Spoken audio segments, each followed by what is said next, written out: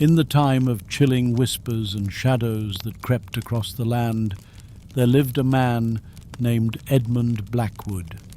He was born in a modest village nestled in the rolling hills of 17th century England, a point in history marked by unrest and suspicion. The land was gripped by the chilling heart of the witch hunts, an era where fear and piety danced in a grim symbiosis. Edmund was a man of conviction, his path predetermined by the somber tales whispered in the dim light of a fire.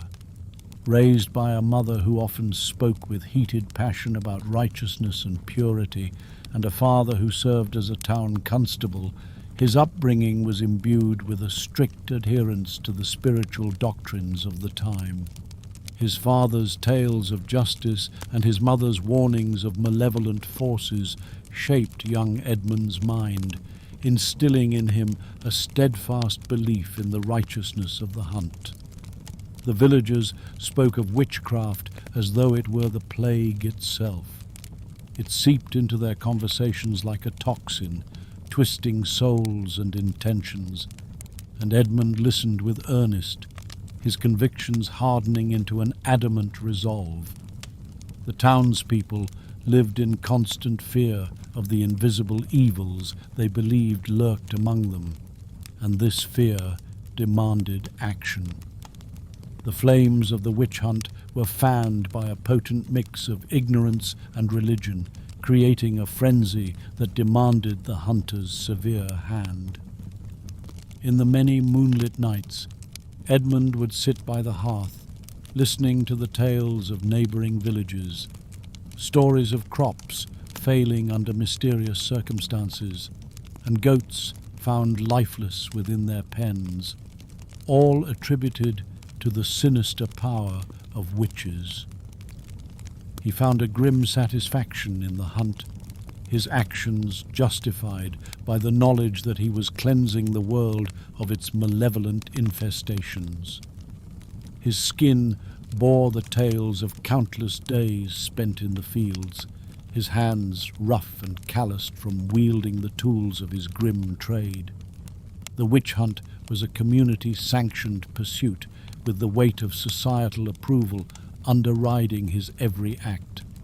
The church bell tolled like a mournful echo, calling the faithful together to witness the trials, where fear and judgment wrapped themselves around the accused like invisible chains. Edmund's gaze was often drawn to the gnarled tree at the edge of the village, its branches reaching out to the night sky like skeletal fingers. It was here that his faith and sense of duty were most palpable, as though the very blood of the earth hummed with a dark, purgative power. Each dawn brought him back to the reality of his convictions, draped in a silence that clung like a shroud.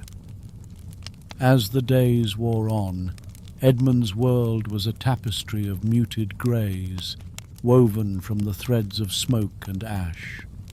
He was a hunter, yes, but with each passing trial, a subtle whisper began to stir within him, not of doubt, for Edmund's convictions ran too deep for such betrayal, but rather a whisper of something he could not yet name. It was a whisper that would haunt him in the stillness of night, long after the embers in the hearth had dimmed.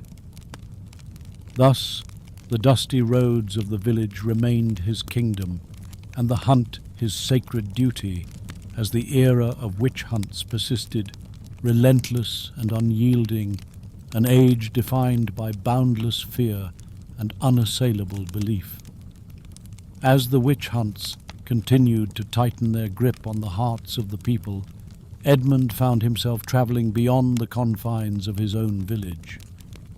His reputation as a witch hunter had spread, drawing the attention of towns from neighbouring counties. In 1645, the dark clouds of suspicion loomed heavily over England, influencing clusters of communities that sought answers through purging their ranks of those suspected of witchcraft. It was during this tumultuous time that Edmund received an urgent summons from the town of Manningtree, located in Essex, a place that would soon become infamous for its own frenzied hunts. Edmund arrived in Manningtree amidst the chilling whispers of accusation and unrest. Under the watchful eye of Matthew Hopkins, who would later earn the notorious title of the Witch-Finder General, the townsfolk were ensnared in a particularly vicious cycle of fear and denunciation.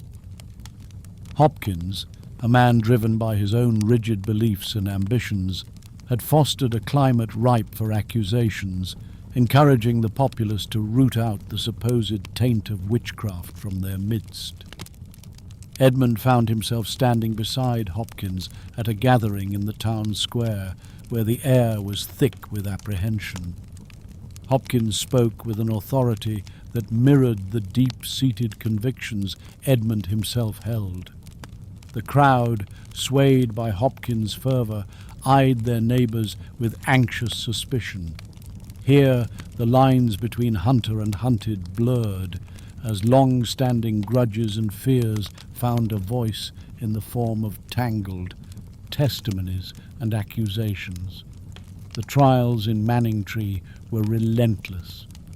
Within dimly lit rooms, filled with the acrid smell of stale air and fear, the accused were subjected to brutal interrogations.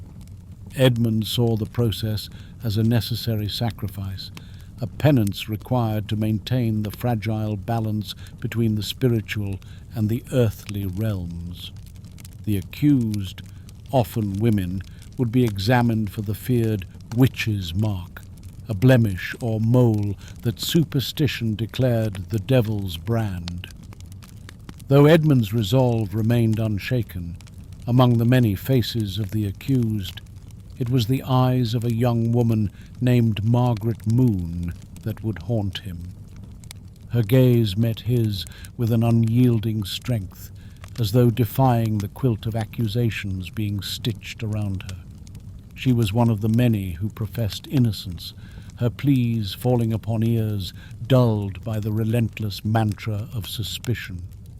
The fevered trials stretched out over an interminable summer, with Margaret and others convicted based on scant evidence, rooted often in personal vendettas cloaked in the puritanical morality of the day. Edmund watched as Margaret was led away, her steps echoing in the hollow silence of the courtroom, a silence that belied the tempest of judgment and fear roaring through the town. As Edmund lay awake on the nights that followed, the soft whisper that had begun to stir within him on those cold, dark evenings in his own village started to grow louder.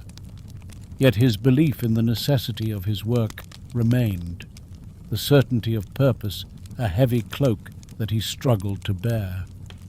The witch hunts demanded sacrifices, and Edmund Blackwood, steeled against the turmoil that brewed in his heart, stood resolute in the shadows of his own creation. His work was far from over. More summons would come, and the hunt would continue, relentless as the changing tides. The summer haze of 1645 drifted into the chill of autumn, and the witch panic that clutched the heart of England showed no sign of abatement. Edmund Blackwood, now with a hardened reputation, moved like a spectre through the counties. Each village he visited bore the marks of desperation and dread, communities fractured by fear and the ever-present shadow of accusation. His path soon led him to the town of Chelmsford, where the legacy of Hopkins' campaign had already devastated the lives of many. Chelmsford had become a focal point of the witch trials, its courts infamous for the swift and merciless judgments they dispensed. Here, Edmund found himself among the company of others as fervent as he, each driven by the same iron conviction that the world must be purged of its tainted souls. As leaves turned crisp and gold underfoot, Chelmsford's assizes were set afire with accusations. Edmund stood at the edge of the courthouse, observing as justice, or what passed for it in those days, was measured out with relentless efficiency. His mind, however, was not without its disturbances. The spectre of Margaret Moon still lingered in his thoughts, her unyielding gaze a persistent thorn in the flesh of his memory. At these courts, he met a man named John Sterne, an associate of Hopkins, who spoke with a fervour that ignited the air. Sterne described the trials as not merely a moral duty, but a divine mission, a necessary struggle to protect the godly from the snares of the devil. Together they presided over the trials, their verdicts swift and unquestioning. One trial in particular weighed heavily upon Edmund. The accused was a midwife named Alice Esty, a woman known for her skill in healing and her knowledge of herbs. Her abilities, though cherished in quieter times, were now seen as suspicious. Her cures turned to curses by the insidious stain of fear. Witness after witness came forward, each tale tinged with the desire for retribution for ailments and misfortunes they could not explain. In the court, against the backdrop of steely faces and whispered prayers, Edmund listened to Alice's defense. Her voice was steady, her words a resonant plea for understanding. She spoke not of sorcery or malignancy, but of her life, the births she had aided, the sick she had nursed. Yet her protestations found no purchase in a sea of certainty, where the faintest shadow of a doubt was enough to seal her fate. Amidst the turmoil, Edmund's once unyielding conviction wavered, like the candle flames that flickered hesitantly in the dim corners of the court. For the first time, he glimpsed the possibility that not all whom he pursued were deserving of their grim fate. There was a growing part of him that questioned whether the devil he sought to defeat might be lurking not in the women he accused, but in the very fear that drove them all. Yet, as Alice Esty was led away to face her fate, Edmund steeled himself once more. The trials, relentless and all-consuming, were an inferno that insisted on sacrifice. As the autumn deepened its hold, Edmund knew that the cycle was not yet complete. His faith, though shaken, would have to carry him through the coming trials, as the dark cloud of the witch hunts continued to spread its pall over the land. Winter settled over the land, its chill creeping through the homes and hearts of the people.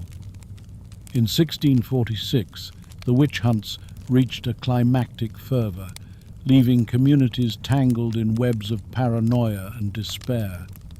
Edmund Blackwood, carrying the burden of his past actions, travelled to Stowmarket in Suffolk, a town that had become yet another epicentre of the relentless trials.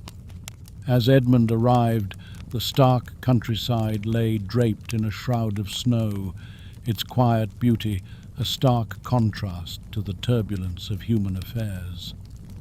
The harsh winter brought with it a scarcity that fueled the fires of accusation, leading the desperate to find culpability in places they had once considered safe. In the town square, the air was sharp with the biting cold and the sharper edge of mistrust, a palpable tension that clung to the weary souls gathered there. Edmund was now familiar with the somber processions of the accused, each bound for the inexorable judgment of the commission. This visit, however, held a cruel twist of fate, for among the accused was a figure from his past, Lydia Clark, a childhood friend from his own village. Lydia, known to all for her indomitable spirit and kindness, now stood unrecognizable, worn thin by fear, yet unyielding in her innocence. Her presence stirred the memories of simpler times, once shared beneath the broad limbs of the ancient oak in their village centre. As children, They had run with abandon across the fields, their laughter a buoyant melody unfettered by the chains of adulthood. To see Lydia, shackled and weary, pleading her case to deafened ears, tore at the careful fabric of belief Edmund had wrapped around himself. The accusations against Lydia were threaded with the usual tapestry of fear, curses and maladies, rumours spun into destiny by the frigid breath of scapegoating. Yet as Edmund observed the proceedings, the steadfast belief that had once been his armour began to crack like ice underfoot. Lydia spoke with honesty and pain, her appeal not merely for her life, but for the truth that lay buried beneath layers of hysteria. Amidst the din of condemnation and the fervent cries for justice, Edmund felt an unfamiliar turmoil within him. The path that had seemed so righteous now wound into a labyrinth of doubts. The whispers of the past, echoing through long nights spent by the hearth, whispered not of salvation, but of madness, bred by despair and misunderstanding. As Lydia's trial unfolded, Edmund stood at a crossroads, the weight of his roles pressing down with the force of a relentless winter storm. Could it be that in his pursuit of the dark, he had become blind to the light struggling to break through the clouds of accusation? Yet, despite his internal conflict, the proceedings drew to their inexorable conclusion, and Lydia, like so many others, was swept away in the deluge. Edmund watched as she was led, dignity unbroken, into the blizzard of her judgment. Inside him, a silent resolution began to form, incongruent and unfamiliar, challenging the very foundations of his faith. The nights grew longer, and as he lay beneath the cold vault of the sky, Edmund found himself questioning not the witches, but the witch hunt itself, a cog in a wheel of justice that had lost its true purpose. The battle within him was far from over, but for now he would return to his solitary vigil beneath the stars, where the quiet voice of doubt began to weave its own tales in the silence of the winter night. As winter gave way to spring in 1647, the air softened with the promise of renewal, yet Edmund Blackwood found no solace in the turning of the seasons. The landscape of England seemed changed, etched with scars of suspicion and division. The witch hunts persisted, relentless as ever, but within Edmund an internal thaw had begun. His once resolute heart now a field of burgeoning doubts. His journey took him to Bury St. Edmunds, where a series of infamous trials were set to unfold. The town, steeped in history and tradition, had been swept into the fervour of witch hunts with tragic vigour. It was here that the trials peaked in an orgy of fear and recrimination, the judicial system twisted by the tendrils of paranoia and zealotry. Edmund arrived as a bitter controversy unfurled, the case of two elderly women, Rose Cullender and Amy Denny, whose trial would become emblematic of the era's hysteria. They stood accused of diabolical deeds wrought in the service of the devil himself, their lives and many others. Ensnared by charges that they had, through otherworldly means, wreaked havoc on innocence. In the courtroom, solemn and charged, Edmund observed as the evidence was laid before the judges. Mouldering cakes of witches' dough and accounts of spectral hauntings spoke not of tangible proof, but of the power of fear to transform the ordinary into the sinister. Testimonies from children, captivated by the influence of those around them, strengthened the cognitive web woven to ensnare the accused. The judge, Sir Matthew Hale, possessed a reputation for fairness and adherence to the law. But beneath his solemn visage lay the same entrapments that ensnared so many. The trial proceeded with a grim determination, a dance of accusation and counterclaim that left little room for mercy or reason. Despite the absence of concrete evidence, the swirl of fervent belief was powerful enough to condemn. As the trial unfolded, Edmund could no longer dismiss the disquiet that gnawed at his soul. He had participated in these rituals of supposed justice, convinced of their sanctity. Yet now he saw them for what they were, a tragic symphony, driven by fear and orchestrated by those who profited from its discordant notes. The verdict, as had become predictable in such cases, was guilty. Rose Cullender and Amy Denny were sentenced to hang, and Edmund witnessed their march to the gallows with a heart that felt as if it had been wrenched from his chest. The cries of the condemned mingled with the mournful bells that told their fate, a dirge for lives caught and extinguished by a machinery of terror and superstition. As he watched the grim proceedings, Edmund grappled with the realization that the evil he had hunted was not confined to the individuals on trial, but hovered like a shadow over those who perpetuated the cycle. The pageantry of justice had become a theatre of cruelty, and within him a conviction grew that this path was no longer one he could walk with clear conscience. In the quiet of the gathering dusk, as the townspeople dispersed, Edmund lingered. The breeze, carrying the scent of new blossoms, whispered of change.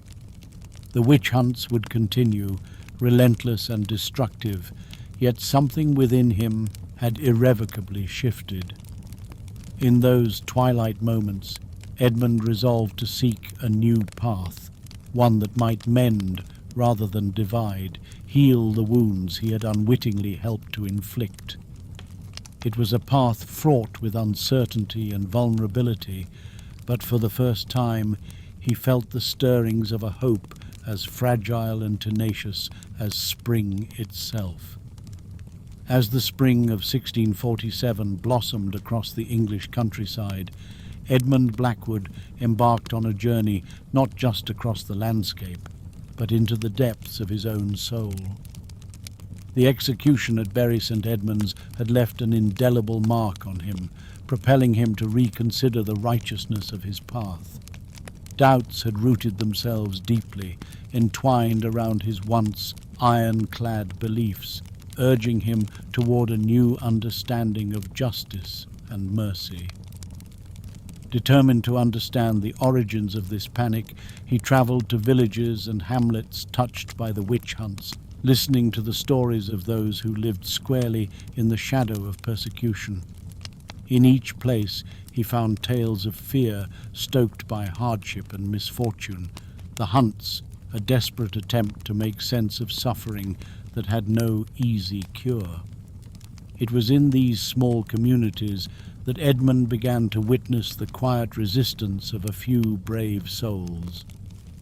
In a village not far from Norwich, he met Rebecca West, a woman whose knowledge and compassion had long been a balm for her neighbours. Perceived as a healer by some, a threat by others, Rebecca lived on the precarious boundary between acceptance and accusation.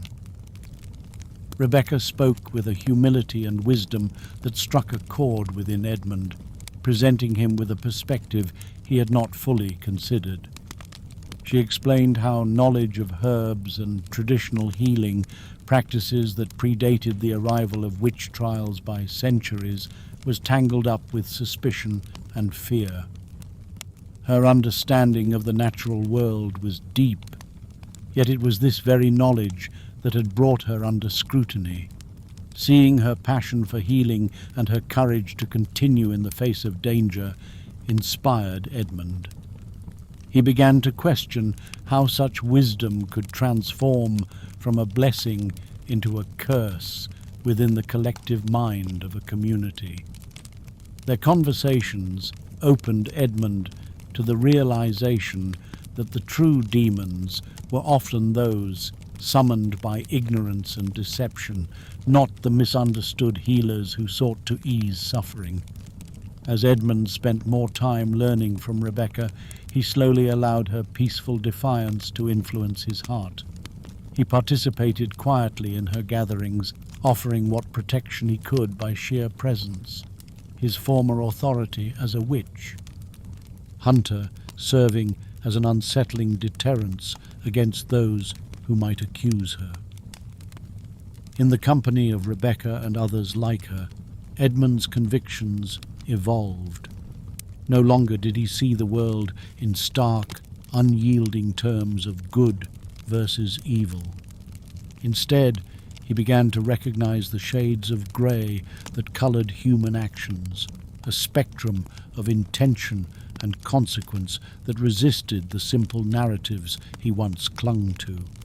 His thoughts turned often to those he'd condemned, the names and faces that populated his nightmares. With each new day, Edmund realized his hands were not merely those of a hunter, but of a man complicit in a greater tragedy of humanity, a lesson hard learned in the silence of regret. There in the fields, dappled with sunlight and shadow, he vowed to dedicate himself to fostering understanding, to repay in whatever way possible for the judgments he had passed without truly knowing the hearts behind those he had pursued. Though the witch hunts would rage on, Edmund Blackwood had unshackled himself from the chains of fear, seeking redemption on a path of empathy and grace. As the months continued to unfold in 1647, the landscape of England remained steeped in fear and suspicion. Yet Edmund Blackwood carried within him a newly kindled spark of determination. He had resolved to cast aside the tools of his former trade and instead embrace the role of a peacemaker, a challenging endeavor in a time when fear was often louder than reason. With Rebecca West's guidance and companionship, Edmund delved into the heart of communities still tense with unresolved fear. He learned to listen with an open heart, to hear not just the words spoken, but the fears and hopes that lay beneath them. It was amidst the rose-garlanded fields of Pendle Hill, where witchcraft trials had echoed famously through the preceding decades, that he found an unexpected ally in a most unlikely figure. At Pendle, Edmund encountered Roger Nowell, the grandson of the magistrate who had presided over the infamous trials of the early 1600s. Roger, a man of quiet contemplation, was burdened by the legacy of his namesake. The weight of judgments passed down by his grandfather had settled heavily upon his conscience. Though both men began their conversation with wary formality, they quickly discovered a shared desire for rectitude and healing. The air was crisp with the scent of moss and budding wildflowers when they sat upon the grass-covered stones of Pendle Hill and spoke, their words drifting upwards like prayers to the wide, watching sky. Roger unburdened himself of tales inherited from his family, the stories of public hysteria and the subsequent suffering it engendered. He spoke of his grandfather's regret, a penitence that had been expressed only in the private recesses of the Nowell household, never shared with the world. Together with Rebecca, whose herbal remedies were both balm and boon, they spoke to the villagers, carefully sowing seeds of reconciliation and understanding. The trio navigated the delicate line between respecting local beliefs and encouraging more compassionate perspectives towards those who lived on society's fringes. Edmund's days were spent organizing dialogues among community members, encouraging them to voice their fears and ask questions openly. Often it was Rebecca who brought forth practical examples of misunderstood ailments, her gentle manner easing suspicions with her explanations of natural processes misinterpreted as witchcraft. In quiet moments, Edmund would stand at the edge of the hill, watching the horizon, reflecting on the tapestry of human stories interwoven through his journey. The hills bore witness to the changes wrought by time, yet the land remained steadfast, a reminder of endurance and timelessness. The turning of the seasons marked changes not only in the landscape, but also in the hearts of people weary from the fear and anger that had gripped them for too long. Little by little, whispers of accusation quieted, replaced by murmurings of hope, a subtle, persistent melody that rose above the discordant symphony of the past. Though the transformation was neither immediate nor complete, Edmund sensed a shifting in the collective spirit, a move away from judgment and towards understanding. His travels had become less about where he was headed geographically and more about how he could foster unity. United by a common cause, Edmund, Rebecca, and Roger began to write pamphlets advocating for fair trials, the humane treatment of prisoners, and a deeper understanding of illnesses. These writings, dispersed discreetly, found their way into towns, challenging the narratives that had fueled the darkest fires of suspicion. Thus, as the spring of 1647 gave way to the promise of summer, Edmund knew their work was far from done. Yet he felt buoyed by the sense that the tide might yet turn toward a more just and compassionate era, where the shadows of the witch hunts would indeed remain a part of history, but not define the future. In the summer of 1647, as the sun cast long golden days over the rolling hills of England, Edmund Blackwood continued his journey of healing and reconciliation. His endeavour, though fraught with challenges, was slowly gaining momentum, and his resolve hardened with each step taken to mend a fragmented society.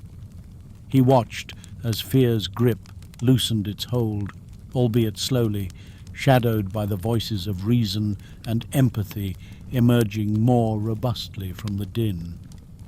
It was during this transformative time that Edmund received word from Norwich, where unrest had bubbled beneath a veneer of calm. An outbreak of accusations threatened to plunge the community back into chaos. Norwich, with its bustling marketplace and vibrant culture, teetered on the edge, caught in the dichotomy of progressive enlightenment and old-world superstition. Upon arriving, Edmund was thrust into a town hall meeting, its atmosphere electrified by tension. Here, he encountered a diverse gathering of townsfolk, merchants, clerics, and farmers, all wary yet hopeful for resolution. The air was thick with distrust, but also with the palpable desire for stability, for moving beyond the endless cycle of suspicion. He was joined by John Gall, a clergyman with a reputation for challenging the excesses of witch hunts. Gall, unlike some of his contemporaries, advocated for discernment and caution, questioning the rapidity and extremity of the accusations that swept through communities.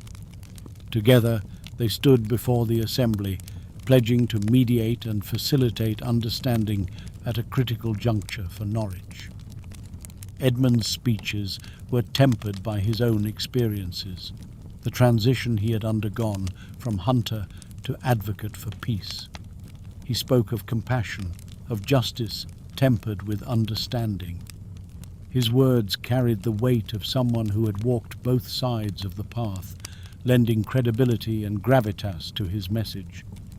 With Gall's theological insight and firm standing, they began to sway the crowd. The catalyst for change came amidst the testimony of one Martha Corey, a midwife whom accusations had targeted mercilessly. Her accusers were driven not by evidence, but by misfortunes she could neither explain nor prevent. Her plight was reminiscent of many Edmund had witnessed, yet standing in Norwich among skeptics and champions alike, her story resonated differently. Edmund urged for patience, for evidence to be thoroughly examined, for community resolution outside the spectacles of trials. Slowly, old antagonisms began to thaw. Corey's case became a rallying point, awakening a consciousness in the townsfolk of the dangerous ease with which lives could be dismantled at the flick of a rumour. Alternating between heartfelt sermons and meticulous organisation of communal dialogues, Edmund and Gaul fostered a fragile peace. They encouraged reconciliation among neighbours, emphasised the futility of divisive legal battles, and most importantly, reminded them of their shared humanity beyond exaggerated fears of the otherworldly. As Martha Corey walked free, her name cleared through the tireless advocacy and newfound self-examination of her peers. The hall echoed with a profound silence, a quiet acknowledgement of change. The townspeople, holding newfound respect for justice tempered with mercy, left with a vision of a future where reason could coexist with caution. For Edmund, Norwich represented a milestone, both in his journey and in the broader context of the witch trials. Though localized, it served as a beacon, an example to others in turmoil. It signified the beginning of a shift, a realization that fear could be conquered, not with fire and accusation, but with understanding and unity. With this experience, Edmund continued his travels, invigorated by the progress. The road remained long, and the shadows of the witch hunts would not disappear overnight. Yet, amidst the fields and forests of England, Edmund Blackwood walked with a heart lighter and a mind determined, a humble pilgrim on the path to redemption, his spirit aligned to a brighter vision of healing and hope. As the year 1648 dawned upon England, the turbulence of civil strife seemed to reflect the unrest within its communities. King Charles I was imprisoned, and the country stood divided, not just politically, but also in heart and spirit.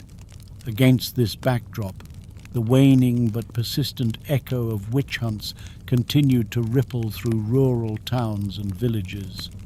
Edmund Blackwood, emboldened by his successes in fostering understanding, now turned his gaze toward Lancashire, infamous for its past.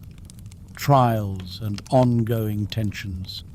The region carried a legacy of fear hard to shake, an indelible mark left by the infamous Pendle witch trials decades prior. It was here, amidst the lush, brooding valleys and shadowed by a history of persecution, that Edmund encountered Thomas Potts, an unlikely yet significant ally. Potts, the clerk of the Lancaster Assizes during the Pendle witch trials of 1612, had penned The Wonderful Discovery of Witches in the County of Lancaster, a text that had fanned the flames of witch hunts. Years had softened Potts, aged and reflective, who now wished to recalibrate the legacy left by his writings. Together, Edmund and Potts undertook the formidable task of addressing the oppressive weight of the past. Their goal was not only to quell the new surge of accusations, but to re-evaluate the historical context that had justified such widespread paranoia. With the Roundheads and Cavaliers focusing their energies away from the local squabbles of witchcraft, the civil arena provided an opening for reconciliation at a grassroots level. The turning point came with the case of Janet Device, an inherited legacy bound up in the Pendle trials of her youth. Having once been a key witness against her own family, a haunting history now caught up with her. As new claims of witchcraft began to circulate, rooted more in revenge and fear than in truth. In the public forum of Lancaster, Edmund and Potts argued passionately, advocating for Janet's humanity and urging the community to learn from the costly lessons of their past, a past Potts himself now wished to rectify. Their presence in the courthouse, once the stage of damning accusations, now served as a platform for reconciliation. Edmund spoke with sincerity about change and the potential for communities to grow beyond fear. Potts complemented this with his intimate recount of mistakes made, of understanding the nature of hysteria and misguided justice. His presence lent a somber authenticity, urging the townspeople to rethink their position in the broader sweep of history. The courtroom, once again a theatre of human drama, saw Janet Device laid bare, not as a witch, but as a woman seeking redemption from a fractured past. Edmund's voice, resonant with passion and regret, urged for empathy, for the spirit of forgiveness to replace vengeance. As the judgment was pronounced, Janet was acquitted, a decision heralded by some as a rightful act of justice, by others with suspicion and fear. But it marked a significant moment, a realization that perhaps the old ways had served their time, leaving behind a battered, weary populace yearning for peace. Inspired by Potts's shift from architect of fear to an agent of understanding, Edmund realized the potency of forgiveness and transformation. The journey was far from over, but Lancashire had shown him that even in a land heavy with history, the seeds of change could take root if nurtured by men and women willing to challenge the shadows. As the spring brought new life to the green hills, Edmund set out once more, knowing the shadows of witch hunts were growing shorter with each step taken towards light, each life reclaimed from the brink of accusation. Tireless and resolute, Edmund Blackwood would continue in his mission, a beacon of hope, casting its soft but persistent glow on the path to healing. The summer of 1649 arrived amidst a tumult of change, both political and societal. England stood at a pivotal juncture. King Charles I had been executed earlier that year, casting the nation into a new chapter, one that Edmund Blackwood hoped could also be an era of deeper reflection and understanding. With the monarchy dissolved and a new Commonwealth under Oliver Cromwell taking tentative shape, there existed a fresh spirit of transformation and potential reconciliation. Amidst the larger upheavals, Edmund found himself called to the towns of East Anglia, where old fears continued to collide with burgeoning hopes for unity. Here, in the town of Ely, another trial loomed on the horizon, threatening to rekindle bygone animosities. The defendant was an elderly widow, known to the town as Agatha Pye. Her life had been one of solitude, her late husband having passed decades before amidst the chaos of the First English Civil War. Agatha's stoic resilience had long been attributed to supposed affiliations with the occult, a belief now reignited by recent hardships in Ely, failed crops, and unexplained illnesses that had ravaged the community. Edmund, accompanied once more by Rebecca West, arrived as the town's murmurs thrummed with ambivalence, poised on the edge of yet another cycle of fear. Their aim was to dispel rumors with reason, encourage discussion over dogma, and break the chains of suspicion that bound the community together in hostility. Rebecca's mastery of herbal remedies had already begun to soothe the physical ills of the town, her quiet wisdom fostering an atmosphere of tentative acceptance. Together, she and Edmund organized gatherings at the local church, inviting townsfolk to hear Agatha's story and express their own fears in a forum of open dialogue. In these circles, Edmund spoke of empathy, of understanding the human frailties that often morphed into blame when pressure mounted. He recounted stories from villages that had moved past fear, describing how they had replaced trials with communal care and understanding. It was during one such gathering that a young girl, no more than 10, rose timidly to speak. Her father had fallen ill. Her voice quivered with the raw emotion of a child shouldering the weight of adult concerns. As silence echoed in the assembly, Rebecca approached the girl, offering words of comfort and promising aid where she could. The girl's courage to speak out and Rebecca's swift assurance shifted the tone in Ely. The townspeople began to see themselves not as scattered individuals protecting their own, but as a unified body capable of resilience through shared support. Slowly, Agatha was seen less as a pariah and more as a fellow human deserving of kindness rather than blame. On the day the trial was set to commence, the town square brimmed with a muted anticipation. Yet the atmosphere was different.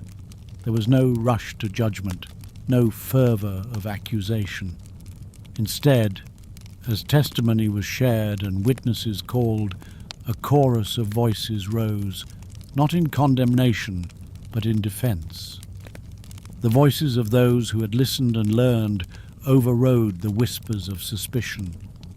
The decision came swift and unexpected, a dismissal of charges against Agatha Pye. The relief was palpable, the town collectively exhaling a long-held breath. No longer imprisoned by the spectres of fear, Ely had taken a significant step towards healing.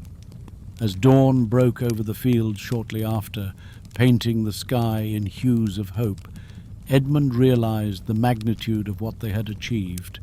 Ely had chosen understanding over hostility, proving that change, though often gradual, was undeniably possible. With this final victory, Edmund's journey came full circle. His time as a feared witch hunter was now a distant memory, replaced by the first breaths of a society learning to value compassion over condemnation. The road ahead was still long, but as Edmund set out once more with Rebecca by his side, the path felt adorned with promise, a promise of a future where truth and kindness could triumph over fear, where the haunting echoes of the witch hunts would eventually fade into the quiet harmony of forgiveness.